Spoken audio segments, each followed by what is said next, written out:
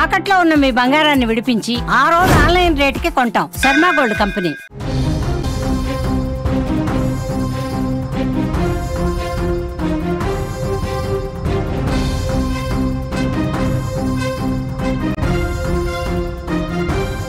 బలవంతంగా పిల్లలకి వాళ్ళకి ఇష్టం లేని చదువులు చదివిస్తున్న పేరెంట్స్ ఈ వీడియోని తప్పకుండా చూడాలి. ఎందుకంటే ఈ వీడియో చూసిన తర్వాతైనా మీ అభిప్రాయం కొంతైనా మారుతుందేమో అని, మీ ఆలోచన కొంతైనా మారుతుందనే ఉద్దేశంతో నేను ఈ వీడియో చూడమని చెప్తున్నాను. ఎందుకంటే ఇష్టం లేని చదువులు చదివిస్తే, కష్టంగా ఒత్తిడి చేసి మార్కుల కోసం పిల్లల్ని చదివిస్తే వాళ్ళ జీవితాలు నాశనం అయ్యే ప్రమాదం ఉంది. నిజంగా చెప్తున్నాను, అనుభవాల నుంచి ఇప్పటికైనా నేర్చుకోండి. ఇంటర్మీడియట్లో ఇదే చదవాలి, డిగ్రీలో ఇదే చదవాలి, ఇంజనీరింగ్ తప్పనిసరి, ఎంపీసీ తీసుకోవాల్సిందే, లేకపోతే ఇది చేయాల్సిందే, అది చేయాల్సిందని ఒత్తిడి చేస్తే మీ పిల్లల మనసు ఏ స్థాయిలో నలిగిపోతుందో ఒకసారి ఆలోచించండి. నలిగిపోయిన ఆ మనసుతో వాళ్ళు చేసుకునే అఘాయిత్యాల గురించి తెలిస్తే పోయిన ప్రాణాలు మళ్ళీ తిరిగి రావు. మీ పిల్లలు లేకుండా పోతే, అరే ఉండి ఏం చదవకపోయినా పర్వాలేదు, లేకుండా పోతే పరిస్థితి. మీ పిల్లల మనసు తెలుసుకున్న తర్వాతే వాళ్ళ చదువు పట్ల నిర్ణయం తీసుకోండి. వాళ్ళకి నచ్చిందేంటి, ఎందుకు నచ్చింది, వాళ్ళకి నచ్చిన విద్యని ఎలా అందించాలి, వాళ్ళకు తెలిసిన చదువు ఎలా చదివించాలి, వాళ్ళు ఇష్టపడే కోర్సుల్ని ఎలా ఇవ్వాలి. ఈ ఆలోచన లేని పేరెంట్స్ ఎవరైనా ఉంటే ఖచ్చితంగా ఒక్కసారి ఈ పాప కథ వినండి. హనుమకొండ జిల్లాలో ఓ విద్యార్థిని అనుమానాస్పద మృతి తీవ్ర కలకలం రేపుతోంది. నయీం నగర్లో ఎస్ఆర్ జూనియర్ కళాశాలలో మొదటి సంవత్సరం ఎంపీసీ చదువుతున్న 16 ఏళ్ల మిట్టపల్లి శివాని అనుమానాస్పదంగా మృతి చెందింది. ఈ ఘటనలో కళాశాల యాజమాన్యం వ్యవహరించిన తీరుపై మొదట్లో అనుమానాలు వచ్చాయి. శివాని మృతి చెందిన వెంటనే కళాశాల యాజమాన్యం కుటుంబ సభ్యులకు ఎలాంటి సమాచారం ఇవ్వలేదని, మృతదేహాన్ని నేరుగా వరంగల్లోని ఎంజీఎం ఆసుపత్రికి తరలించిందని ఆందోళనలు వచ్చాయి. అలా ఆ అమ్మాయి కుటుంబ సభ్యులు ఆందోళన వ్యక్తం చేశారు. గుట్టు చప్పుడు కాకుండా మృతదేహాన్ని ఎంజీఎం మార్చుడికి తరలించడం పైన కుటుంబ సభ్యులు తీవ్ర ఆగ్రహం వ్యక్తం చేశారు. ఇదంతా అనేక సందేహాలకు తావిచ్చింది. అసలు కట్ చేస్తే ఏం జరిగిందంటే, తాజాగా శివాని ఏం జరిగిందని ఒక్కసారి ఆరా తీస్తే శివాని హాస్టల్ గదిలో ఒక సూసైడ్ నోట్ దొరికింది. ఆ నోట్లో శివాని తన ప్రాణం తీసుకోవడానికి గల కారణాన్ని స్పష్టంగా రాసింది. ఉండటం ఇష్టం లేకనే ఆత్మహత్య చేసుకుంటున్నా అని, చెల్లినైనా బాగా చదివించండి అంటూ రాసుకొచ్చింది ఆ లెటర్లో.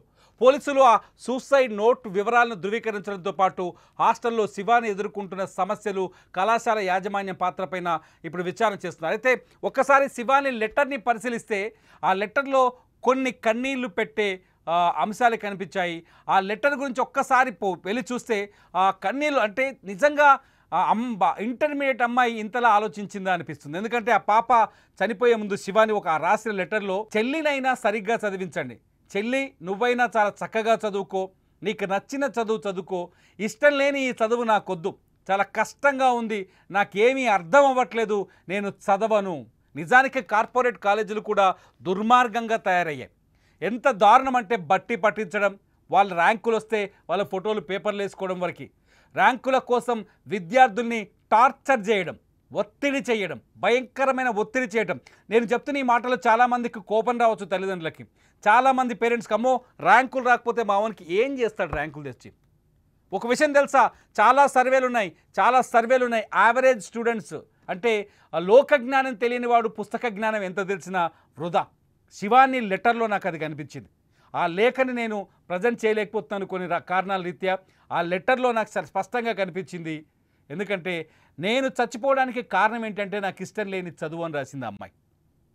శివాని మరణం తర్వాత బయటకు వచ్చిన లెటర్ ఇప్పుడు మొత్తం సమాజాన్ని ఆలోచింపజేస్తుంది. ఇక్కడ శివాని పేరెంట్స్ తప్పు చేశారని అనను, ఎందుకంటే అందరు పేరెంట్స్ లాగే శివాని పేరెంట్స్కి కూడా ఇష్టం ఉంటుంది. తన కూతురు బాగా చదువుకోవాలి, మంచి ర్యాంకు తెచ్చుకోవాలి, ఉన్నతమైన స్థానంలో ఉండాలి, తన కూతురుకు సమాజంలో గొప్ప గౌరవం ఉండాలి. ఇవన్నీ ఆలోచిస్తారు శివాని తల్లిదండ్రులు, ఆలోచించారు. అందరం ఆలోచిస్తాం. కానీ ఆ పిల్ల మనసులో ఉందేంటి, ఆ పిల్ల ఏం చదవాలనుకుంది, అమ్మాయి ఏం చదువుకొని ముందుకెళ్ళాలనుకుంది, ఫ్యూచర్ ప్లాన్స్ ఏంటి అనే విషయాన్ని మర్చిపోయాం. ఎంపీసీ చదవాలి, లేదంటే బైపీసీ చదవాలి, ఇంటర్ అయిపోగానే చచ్చినట్టు మనం వెళ్ళి ఇంజనీరింగ్ చేయాలి, ర్యాంక్ ఎంత వచ్చినా సరే భూమి అమ్మి అవసరమైతే డొనేషన్ కడతాం రెడీ అవుతాడు తల్లిదండ్రులు. కానీ మీరు కష్టపడి సంపాదించిన డబ్బును తీసుకొచ్చి పిల్లల్ని కాలేజీలో చేర్చేటప్పుడు వాడికి అది చదవటం ఇష్టం ఉందా లేదా అనే విషయాన్ని మర్చిపోతారు. శివాని లేఖలో ఆమె చనిపోయే ముందు రాసిన లేఖలో ఒక్కసారిగా చూస్తే చాలా కష్టంగా హాస్టల్లో ఉంటుందని అర్థమైంది. చాలా కష్టంగా హాస్టల్లో ఉందని అర్థమైంది. చాలా బాధతో ఉంది. ఒక్కరోజు కూడా ఆ కాలేజీలో ఇష్టంగా మనస్ఫూర్తిగా చదువుకోలేదు. ఒక్కరోజు కూడా క్లాస్కి ఇష్టంగా వెళ్ళలేదని అర్థమైంది. అంతేకాదు ఈ చదువు నాకొద్దు చెల్లి నీకు నచ్చిన చదువు చదువుకో అనే మాట నిజంగా బాధను కలిగిస్తోంది. మీరు చూస్తున్నారు స్క్రీన్ పైన శివాని ప్రాణం తీసుకున్న హాస్టల్ విజువల్స్. ఆ తర్వాత శివాని హాస్టల్ గదిలో హ్యాంగింగ్ చేసుకున్నట్టుగా మనకు అర్థమవుతుంది. ఆమె మృతదేహాన్ని అంతా చూస్తుంటే పోలీసులు సంఘటనా స్థలానికి వచ్చి ఎంక్వైరీ చేస్తుంటే శివాని పేరెంట్స్ కూడా ఇక్కడ తీవ్రమైన ఆవేదన వ్యక్తం చేస్తున్నారు. ఏమంటే హాస్టల్ కానీ కాలేజ్ మేనేజ్మెంట్ కానీ కాలేజ్ ఇది ఎస్ఆర్ జూనియర్ కాలేజ్ హనుమకొండలో ఉంది. కాలేజ్ మేనేజ్మెంట్ ఎప్పుడూ పిల్లల మనసు తెలుసుకోలేదు.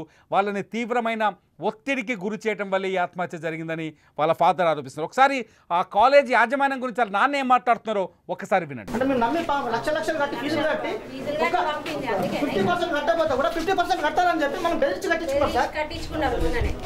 టార్చర్ చేసుకుంటే కూడా సార్ ఒక 1000 రూపాయలు ఫోన్ పే చేస్తాడు సార్. ఫోన్ పే కూడా 300 తీసుకున్నాం సార్.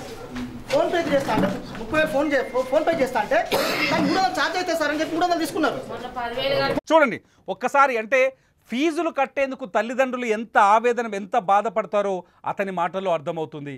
అయితే కాలేజీ యాజమాన్యాలు కూడా ఫీజులు వసూలు చేయడం విషయంలో ఏమాత్రం కనికరం ఉండదు. వాళ్ళు దారుణంగా బండలు పెట్టి టైం బౌండ్ పెట్టి ఫీజులు వసూలు చేస్తారు. లేకపోతే ఆ ప్రభావాన్ని క్లాస్ రూమ్లో ఉన్న పిల్లల మీద చూపిస్తారు.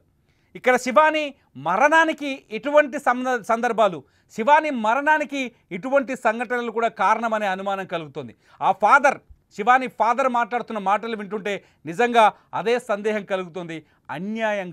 అన్యాయంగా బంగారు లాంటి భవిష్యత్తున్న శివాని, భవిష్యత్తులో ఒక మంచి స్థానంలో ఉండాలని కలలు కన్న శివాని, తను ఏం చదవాలో ఆల్రెడీ నిర్ణయించుకున్న శివాని ఇవాళ ఎవరి కంటికి కనిపించకుండా ఎవరికి మళ్ళీ తిరిగి రాని లోకాలకి వెళ్ళిపోయింది.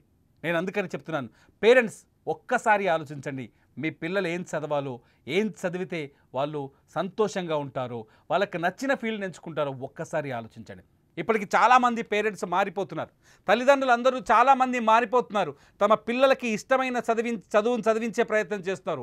స్పోర్ట్స్ అంటే స్పోర్ట్స్, అట్లాగే సినిమా అంటే సినిమా వైపు, ఆర్ట్స్ అంటే ఆర్ట్స్, గేమ్స్ అంటే గేమ్స్, ఏది కావాలంటే అది ఇస్తున్నారు.